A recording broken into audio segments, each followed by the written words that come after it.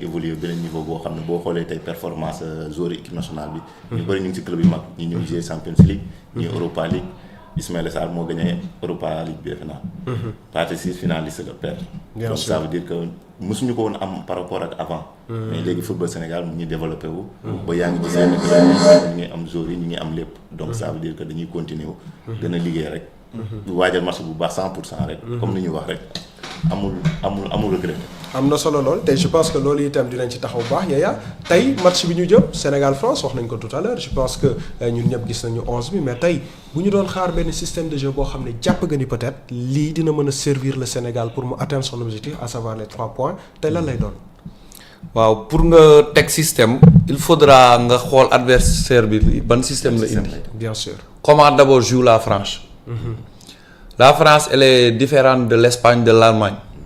Tout d'abord foog ñu comprendre ne que ay moromu africain la ñuy footballal. Ça sera dur. ñun aptitude yu ñu am di damay dégg chaque fois nit ñi naan ay fraîcheur ak yooyu noonu. aptitude yu ñu am pour dégg fraîcheur même aptitude yi la français yi parce que ay nit ñu ñuul lañ comme ñun. du Espagne du Allemagne. première condition da ngay ñëwaat ci wax jooju. non c'est des africains. qu'on se le dise africain fu mu mënta dem fu mu mënta jubóo der bu ñuul bi la yor. waaw loolu ñun aussi suñu joueurs yi bitim réew lañ nekk di football. tey ko sax boo xoolee défenseur France mu ngi naan moom am na ay parents sénégalais. Upamecano nee na suuf. Elle est sénégalaise en fait. Voilà. Ici, elle habite à Saly, sa mère. ah oui waaw bah oui. gis nga. ici à Upamecano. léegi problème bi mooy que ne. africain fu mu mënta juddoo même aptitude yi résistance bi lay am suñu joueurs yi aussi majeure partie ci année bi 11 mois sur 12 Europe lañ ne. ñii nekk Arabie Saoudite comme les autres. premier problème mooy loolu deuxième bi comment joue la France. France nekkul ak Espagne di yor di garder la balle di yor bii. footballuñ comme Allemagne mais Deschamps c'est juste à l'image de Aliou Cissé. Deschamps rusul toog ci ay kaam ba dóor la 1-0. amul problème boobu. ah ok. Deschamps l'essentiel c'est qu'il gagne parce que loolu lañ ko laaj. lu ko may ndam lay lijjanti. gis nga la dernière coupe du monde. Maroc daa ñëw si biir si Espagne. résister gagné ko si biir contre Portugal résister gagné ko France bi mu ñëwee da ko dénk bal bi di ko seetaan muy daw 90 minutes si bal bi ba sonn. boo xoolee France 4 joueurs à vocation offensive ku nekk ak sa rôle.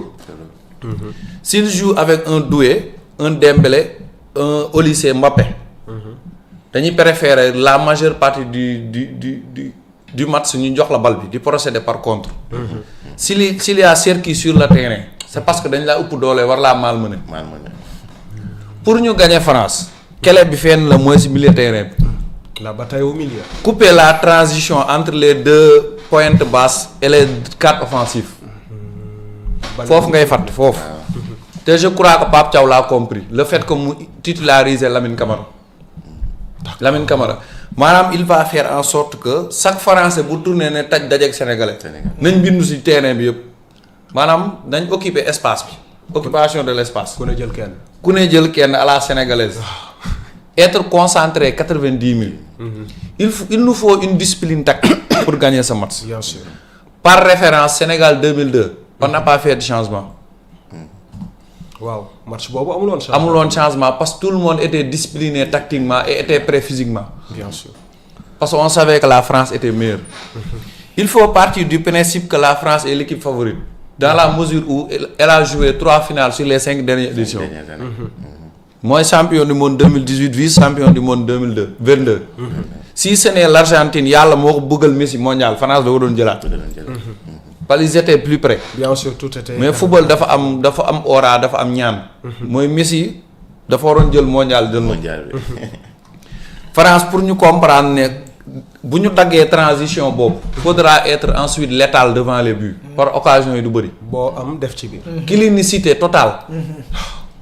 quel que soit le type de joueur qui est devant les buts dañ ko war a dugal bii bi dañ ko war a am je te donne un exemple Chelsea Barça 2012 aller à Stamford Bridge. benn occasion lañ am sa Lampard centré Drogba dugal. benn occasion la. parce que Barça était meilleur que Chelsea. exemple. troisième mooy que ñu concentré wu. mais le plus important c'est les 10 à 15 premières minutes. Du match. C'est important parce que Sénégal on a souvent tardivement entré dans le match.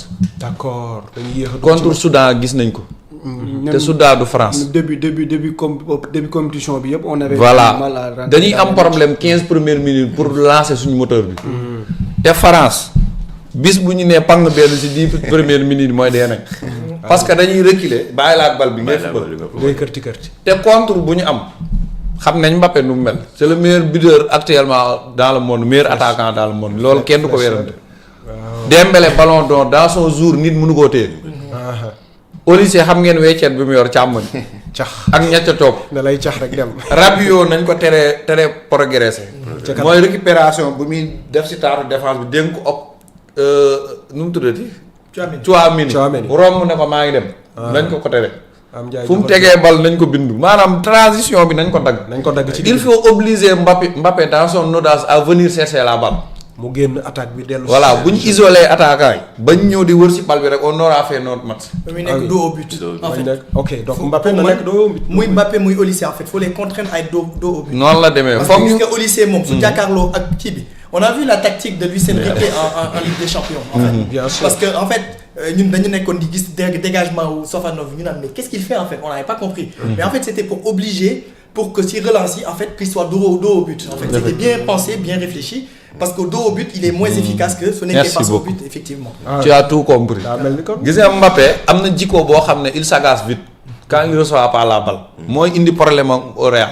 bien sûr. il a toujours été servi ñu def ko patron di ko servir. au Real quand il recevait plus les balles il s'agaçait day dem il tournait partout sur le terrain pour recevoir la balle. parce que loolu la xam da koy jël ji. da ngeen ma war a jox ba ma liggéey. buñ ko isolé pendant 10 minutes day génn désonné. te Dembélé depuis 2 ans il joue comme numéro 9. il n'est pas en France dans son poste de prédilection. moom aussi day jaxasoo. bu ñu leen isolé rek mun nañ am lu ñu bëgg. suñu défenseurs yi que tamit. ku fi def erreur ci quart de zone bi erreur bu ndaw. erreur bu ndaw duñ la ko baal. il faut aussi nous prier que Mendy doit soit dans son jour. parce que occasion yi day bëri day toog gars yi dañuy fitt. il a intérêt ah. yàlla nañu yàlla ndax dimbali. Olise ba mu yor. waaw Mbappé des fois mu décroché de droite bi. en tout cas daal condition yooyu ñoo ngi noonu. te dégg naa aussi ñu naan ay revanche ak yooyu français yooyu yoruñ esprit boobu. xaaj bi ni ko desaa wax xaaju effectif bi juddu wuñ 2002. fekk ñu judd. ay xale yu ndaw lañ ko mooy comme noo ko waxee rek. ñun esprit africain lañ. dañuy topp daal.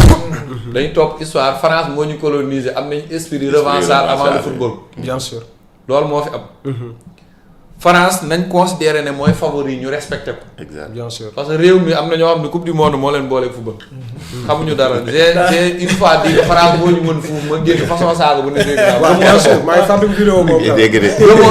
gëmoo sa bopp xamuñu lan laa wax footballistiquement. boobu gars yi dal nañu mais en fait c'est juste da ngay jël ranking FIFA bi rek en fait pour lu gën a yomb rek ranking FIFA.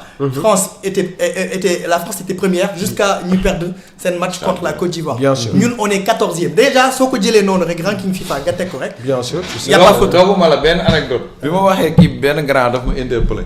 ne ma booy yow gëmoo sa bopp. yéen booy yi nii ma ne ko si naka mu ne ma yow nga ne France moo ñu mën fuuf fan nga ko teg.